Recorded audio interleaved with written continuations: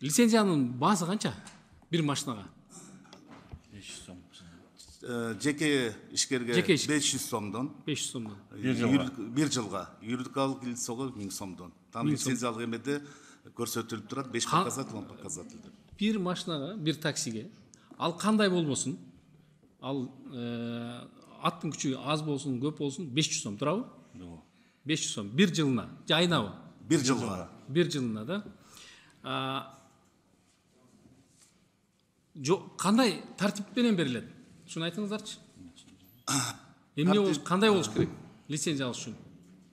Тартип боюнча лицензия алыш үчүн бул жерде Стаж канча керек? Токтом негизинде каралган 3 жылдык стаж керек. 3 жылдык стаж керек. Андан сырткары налог патенти болуш керек, страховкасы болуш керек, соцфонд болуш керек. Эми азыр айтыңыздар, канча акча ушул лицензиядан канча каражат түшөт? Барбы эсеңиздер? Канча адамга лицензия бересиздер? Канча таксистке бересиздер? Саны барбы?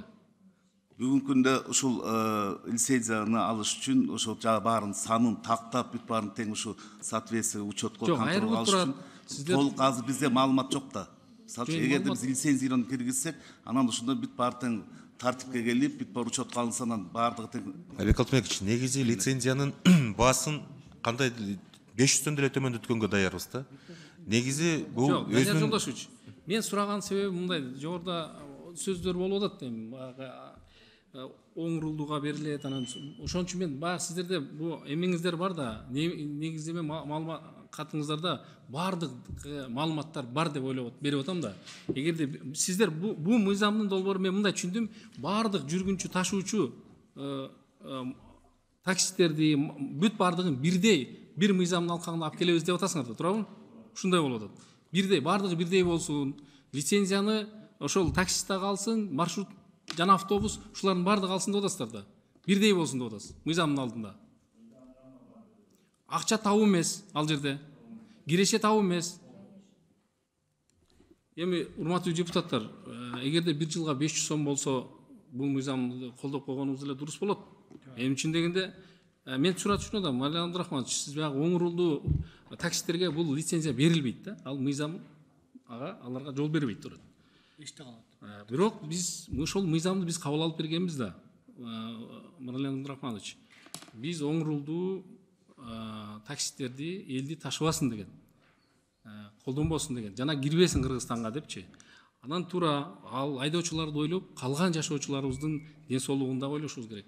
Эгерде мына Казакстанда бул мыйзам, өзүңүздөр билесиздер, өзүнүн мөөнөтүн койгон, оң рулдуу машиналарды киргизбейбиз, жана кирген машиналардын баардыгын сатып жок кылуу. Бүгүнкү күндө аларда жок. Тажикстанда жок. Биз жогорку кеңештин депутаттары биз 20-жылга чейин деп мыйзамды кабыл алганбыз. Бирок азыр дагы жылдырып 24-жылбы?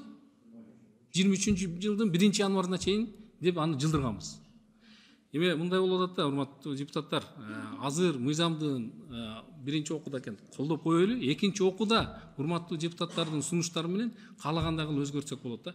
Мен каршы болот элем, эгерде 5000 сом болгондо, же 50 000 болгондо мен каршы болмокмун да. Анан эми баардыгын бир мыйзамдын алкагында иштесин деп, баардыгы бирдей болсун деп 500 сом менен эң минималдуу. Данияр Жолдошевич айтты, мындан да ылдый түшүргөнгө биз макулбуз деп атат да. Мен ойлойм, бул туура маселе, баардыгын лицензия. Жана ошол жерде жоболорду караштырып, баардыгын караш керек. Жанагы штраф алып, ичип, кайра ташып аткан адамдарды, аварияга учураган адамдарга такыр бербеш керек. Адам ташууга тыюу салыш керек аларга. Оң рулду мен мисалы үчүн мен колдобойм. Кирбесин 6 айдын ичинде жок болсун деп колдойм. Эмне үчүн дегенде, мен өз көзүм менен бир учурда 2 оң рулдун сүзүшүп, жаш 6 айлык бала күйүп кеткенин көргөм. Мен ошон үчүн колдой албайм.